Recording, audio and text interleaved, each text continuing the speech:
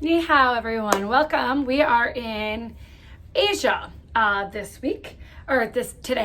We're going to learn a little bit about Asia and also China, specifically China and India. So we have to get out our little suitcase today. So here is our suitcase. We're going to open it on up. We're gonna get our boarding passes. So yesterday we were in Africa. We went to Egypt. We just left Egypt. We are now heading to China. So it says Egypt to China is where we are going. So you have your boarding ticket, so you're all ready to go. Now you have to have your passport. So we're gonna get out our little passport and we're gonna open it up to there's Africa, Australia, which was already in there, and we have an Asia. There should be two Asias, one for China and one for India. So we're gonna take our little passport here and find your one that says China, which I don't have one. Mine is missing. So you should have one, and you're gonna take it and gosh, I don't know where mine is. Oh, here it is. China looks like this, okay? And it's got the Chinese symbols on there. So you're gonna take your glue stick and we're going to try to never get those. Glue in your stamp. Okay, put that in, and like I said, we're gonna when you're finished with today, you will write one fact that you learned about China. Okay, so there's that, and then we're going to open up your map here. Again, watch out for all your stickers. You don't want to lose them like I did. And we're gonna take out a marker or a crayon, and we're going to color in Asia. Now this up here is Russia, so right here, this area right here is, Asia. So I'm gonna color in Asia. Just like that, so it's that farther continent right over here. Okay, so I grabbed all of my boarding passes. I'm just gonna pick those up, and then you can put everything back in your passport there. And we are ready. We got our passport, we got our suitcases packed, we got our boarding pass, we have our names, we are ready to go. So we are gonna hop on our plane and we are going to China. All right, so here we go. The PowerPoint that I had ready was not working, so we're gonna try and do a little bit something different. So I won't have the pictures like I thought we would, but we're just gonna do a little bit out of my books that I do have. So yes, we're gonna learn a little bit about China today, a little bit more about some other places in Asia as well, India, maybe a little bit about South Korea, Japan, those kind of things. So basically in China, the capital city is Beijing. If you didn't know that, the Olympics have been there. They learn Mandarin Chinese there. They are a communist state. Their population is one of the biggest in the world.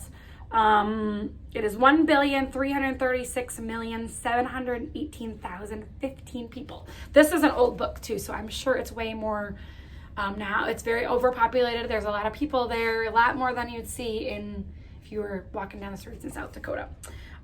So it's this is their flag, okay? The large star stands for the Communist Party. The smaller stars represent the four classes of society: the workers, the peasants, the soldiers, and the students. So that's what those stand for. Just like our stars and stripes mean something in our country. China is located in Asia. It's the third largest country in the world. So that's pretty crazy. There's a lot of people. It's about the size of the continent of Europe. There's a lot more people that live in China than there are in Europe.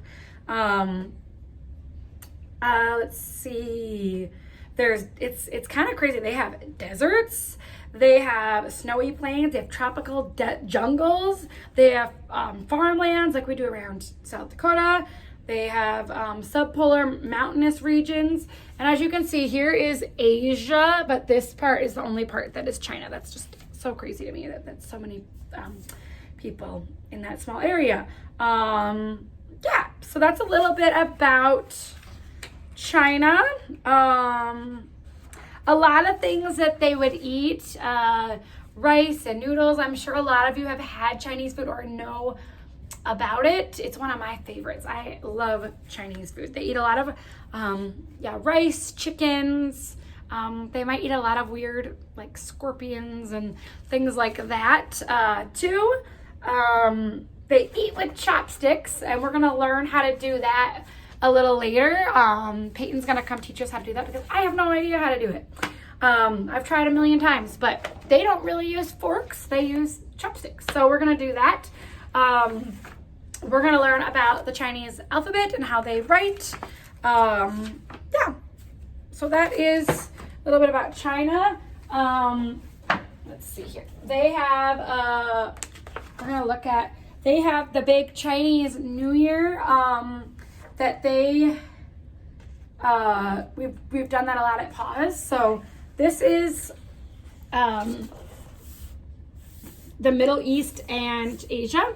So China is right here. There's also Japan, North Korea, Mongolia, India, which we're gonna learn about later, South China, the Philippines, Indonesia, Sri Lanka. Yeah, that's part of India. Yeah, and it's right off the Pacific Ocean. It's just really beautiful. It's not only the world's biggest continent, it's the most populated too. It's a land of contradictions. It offers adventures, both ancient and modern, and from the very spiritual. Yeah, so that's a little bit about China and Asia. So this is actually in Japan. Here is that big Chinese New Year's that we talked about. Chinese New Year is one of the only festivals celebrated all around the world in any city where you can find a Chinatown. So lots of cities have Chinatown. It looks, if you go to a Chinatown in a city, this is what it would look like. You are likely to find traditional Chinese street party celebrations. It's the most important holiday for the Chinese. And during the 2 weeks in which it runs, Hong Kong is one of the most spectacular places to celebrate it.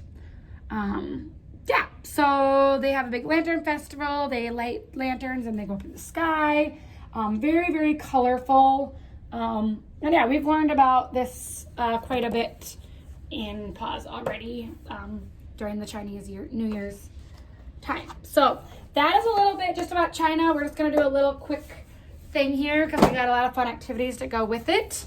Here, you got in your bag, you got the Chinese alphabet. It looks like this. So I thought, we did this in Egypt. We probably do one today too. So you'll just need like a black marker for this, and then you can use these symbols and write your name or any kind of special message that you like. And if you send us your pictures, I'd love to see what you wrote so I can see if I can figure out what you wrote, and I'll let you know what I come up with. And I'll even give you a prize if you do those activities and send me your pictures. So that is one of the activities for today, is just doing your name with these. There's some paper in your bags so that you can do it. That's a pretty self-explanatory, so I think I don't need to explain it anymore or show you, but this is one of the activities.